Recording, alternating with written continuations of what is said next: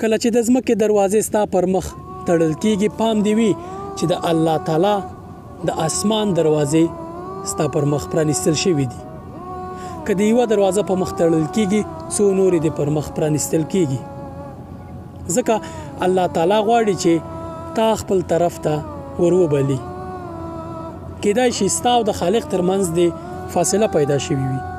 الله تعالی غواړي چې دته په رجوع ستا او دغه ترمنځ دا فاصله بیرته راکمه شي که ته له ستونزو الله تعالی ته پناه یوسې هغه ذات به ستا ضعف په قوت ستا فقر به په غنا او ستا ډار به په ډاډ بدل کی او ټولې ستونزې به دې حل شي ځکه الله تعالی د دغه هر څه مرجع او سرچینه ده کله چې الله تعالی وغواړي چې تا ته مرسته وکړي هیڅوک ستا مخه نشي نیولی خو که دا ټول مخلوق ستا په پلوي باندې راپاڅېږي